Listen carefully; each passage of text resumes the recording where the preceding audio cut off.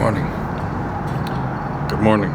Good morning. The best part about living in this apartment, the reason why I requested a mountain view, are those mountains. Waking up and going to sleep to the majesty, the awe, the serenity of them. It's just, it centers you. And yes, there are crickets in Las Vegas. And yes, the Wyndham Hotel does mess up this view a little bit, but beggars can't be choosers. Whenever I do take this view for granted, I'm reminding myself of the fact that any friends who come to visit, the first thing they want to do when they wake up that next morning is to pull back the blinds and see that view. Welcome back to the channel. If you're new, I'm Shane, the New Yorker in Vegas, and today we're going to be taking a trip through other mountains that manage to bethease the shame. And as stunning as my westward view is, both at dawn and especially at the dusk, they are nothing compared to what you're about to see today. Where I left off in my last Amtrak video, where I was about to get into the car and take the drive on I-70 through the Colorado Rocky Mountains down to the Utah desert, linking up with I-15 on the way here to Vegas. I don't put these videos out there necessarily just to dump footage that I got. I put it out there for all those like myself who grew up thinking they would never see this in person, these places in person. So while the lens cannot possibly do justice to what I'm about to show you, the sheer awe, majesty, and scale, beauty of this drive, it is indeed the United States' best drive in the continent of the United States. At least that I've seen. I could be wrong, but this is for the people who may never and will never see it. Maybe you can feel for a moment that you have. So enjoy it. So if you're one of those people who gets cold, bring a hoodie, bring a sweatshirt, maybe even a pair of pants. Say if you're traveling in the summertime, you're wearing shorts, because as you ascend through the Rockies, temperatures will go sometimes from like 95 degrees to 45 degrees Fahrenheit. And probably the most important thing you can do before you leave is to fill up your tank in Denver. Keep an eye on your gas, because as you are ascending, it's going to put more stress on your car and thus use more gas than you normally would for a trip of this length. And keep your eye on the brakes as well, because as you descend, it will tax the brakes as well. And more about that later. Unfortunately, we left so early that I couldn't find any open Dunkin' Donuts yet in Denver, so had to settle for getting off at Idaho. I'm not the hoe, you the hoe! Idaho Springs. Had a very lovely Starbucks where the staff was extraordinarily friendly. It was very clean, it was very efficient. It's one of the more beautiful locations, which is fitting because being in the Rockies, everything is pretty gorgeous.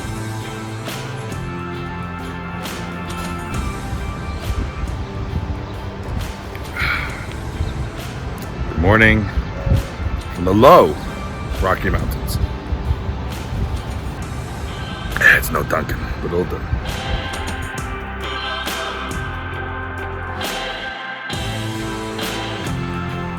So as the sun was coming up and the drive continued, there's something I want to discuss with you right now, and that is altitude sickness. I didn't think it was a real thing until my first time to the Rockies, and oh, is it a real thing?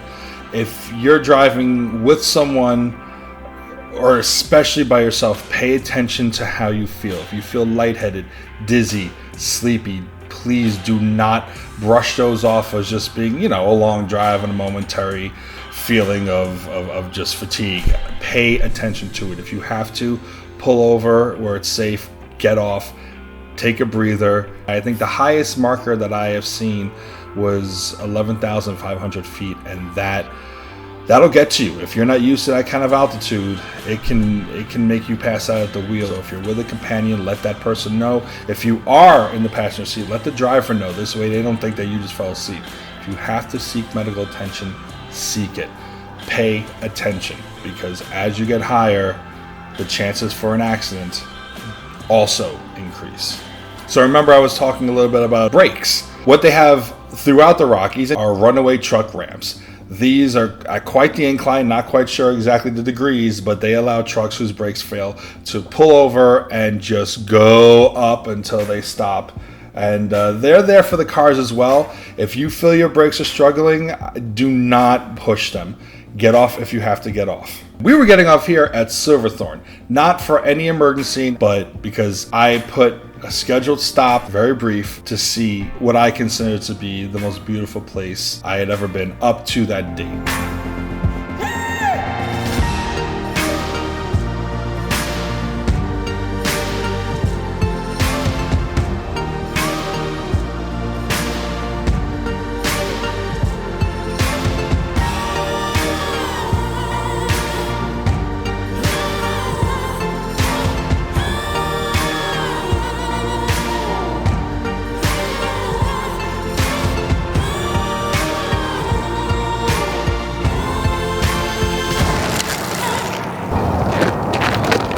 So this is Lake Dillon. This is in the middle of the Colorado Rockies. This is the most idyllic, picturesque, beautiful spot I've ever seen in my life.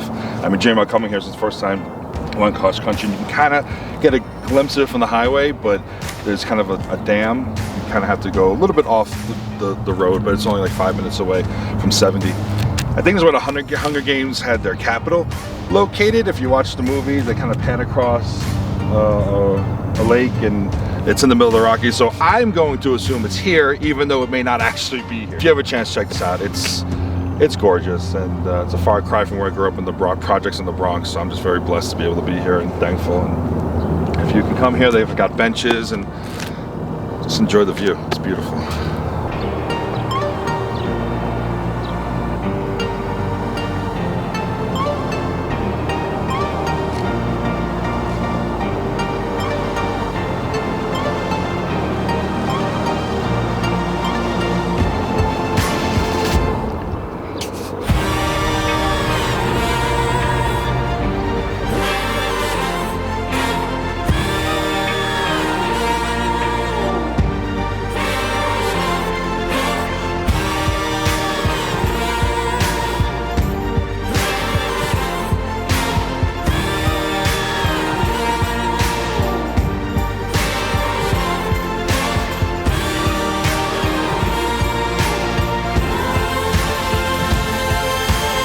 So it was at this point in the trip where we had to take a detour.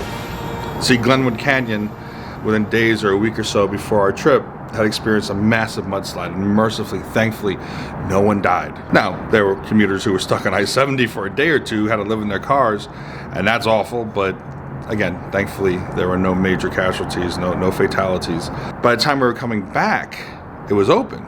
So I'm gonna fast forward to that part so you can see Glenwood Canyon and the surrounding areas, because honestly, that is the most majestic part of the drive. And then we're gonna go back in time so you can see the gorgeous, off the beaten path parts of Colorado that normally you wouldn't get to see in a drive like this.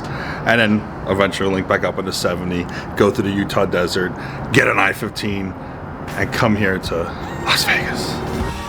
If you have the time and you're looking to kind of get out and be immersed in your picturesque surroundings, I highly recommend exit 111, which is kind of the midway point between Glenwood Springs and Newcastle. It's the same numbered exit both eastbound and westbound. And it's a boat ramp, really. You can park there for free and just kind of walk down the little dirt ramp and dip your feet into Colorado, which is something that I did. I mentioned a few vlogs back that whenever I come across a new body of substantial water, it's a quirk of mine. I like to dip my feet in it. Other folks here were just kind of sitting in the water, maybe a foot deep with lawn chairs. Others bring their families on boat and raft rides. It's beautiful. Across the way there are train tracks. Sometimes you see the Rocky Mountaineer train or the California Zephyr or a freight train. And of course there's beautiful little wildlife there, such as these cute little chipmunks chasing each other.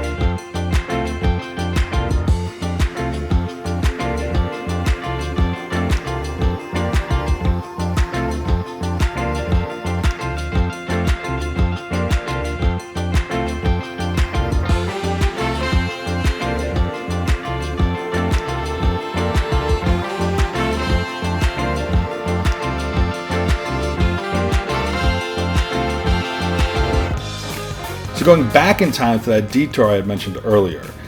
After Silverthorne, the detour took us up Route 9 through towns that I'd never even heard of, such as Heaney, hope I'm pronouncing that correctly, Kremling, ultimately into Route 40 through towns such as Milner, Hayden, and Craig, and ultimately down to 13 through Meeker. It's really lovely to see. It goes from rural to suburban, and it's just these other views of the Rockies, and you see ranches, farms, houses, and businesses that exist in the Rockies in some of the most picturesque locations imaginable. It really was a treat to see the everyday life and not just kind of go through just the canyons. And so if you have taken this trip through the Rockies on Route 70, I recommend getting off, get off on the 9, go through the 40, go down to 13, see these towns if you've never seen them before. I didn't really get a chance to get out and explore, but I hope to change that in the future.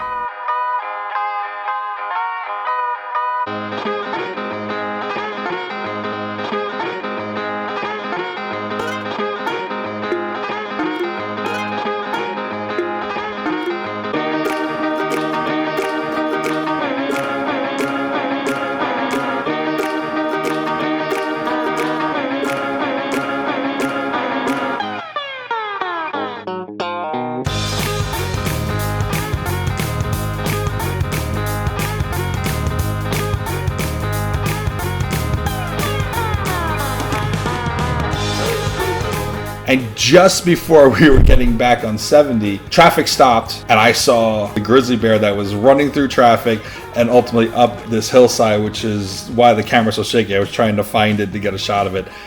I failed to do that.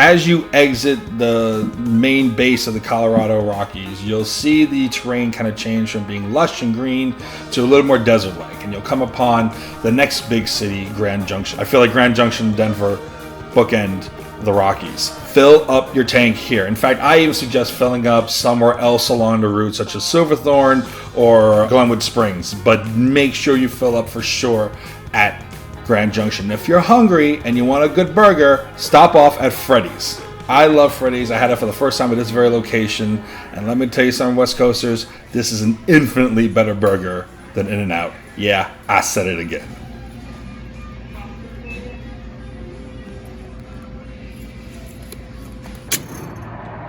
Back on the road, back on 70, very quickly you exit Colorado and straight into Utah. And you will notice that when you cross these state borders, the terrain changes. You can tell that this is a new state. Colorado goes from, kind of deserty at that point, but the true beautiful desert. Utah is the second most beautiful state right behind Colorado that I've ever been to. Ultimately, when you're going down through the dip in Arizona on the 15, those are intimidating, aggressive mountain faces. Then you end up in the unmistakable Nevadan desert. If you failed to fill up at Grand Junction, you can fill up in Green River. There's Dueling Love gas stations, as they call them. It used to be a different brand across the street, but off this one exit, there's a Love's on one side of the street and a Love's on the other side of the street, and there's nothing else around you but this beautiful mountain face in the distance. As you're getting close to the point where 70 meets 15, there's a great overpass called Early Castle Valley. The eastbound viewpoint is called Sand Beach View Area, and the westbound is called Salt Wash View Area.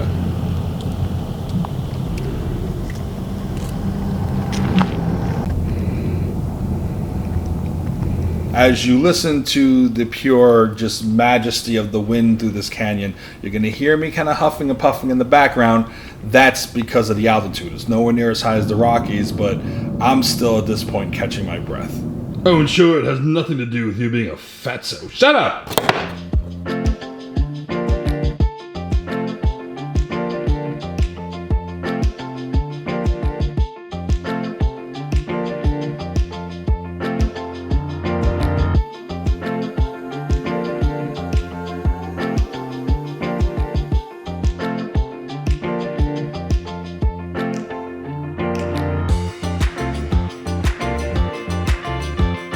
Soon after Early Castle Valley, you'll take the exit off 70 and take the 15, which is what you're going to be on for the rest of the way. You'll pass two fairly major cities in southern Utah, Cedar City and St. George. I don't really have any footage of that for this because my camera battery started to die and I wanted to save it for the landscape and the actual arrival into Las Vegas.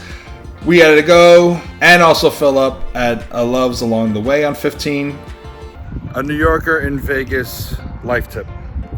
When on the road, especially cross country, and you need to go, you have to evacuate that dance floor. Love's. Most of my New Yorkers won't know about that, but those who know, know. You're welcome.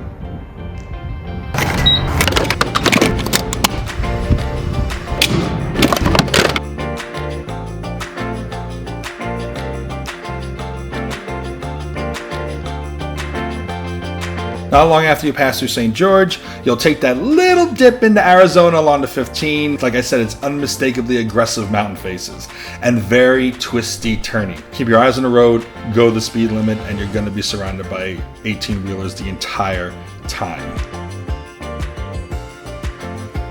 Soon you trade in these twists and turns for Valley of Fire in the distance, which has become my favorite hiking location. That's our future vlog. The hot Nevada sun blazing above you, and you know very soon you're gonna come over that hill and make that turn, and there you are.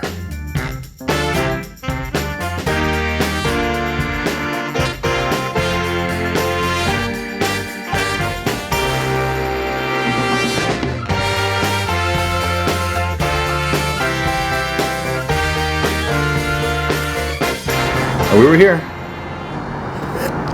Beautiful Las Vegas, finally, we made it for the vacation that irrevocably changed the trajectory of my life forever. But that's a story for another vlog, one I hope you'll tune back in for.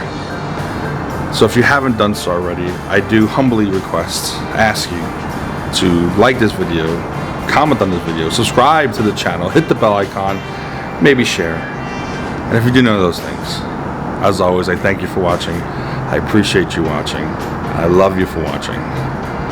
Take a moment to enjoy the view. I'll see you in the next one.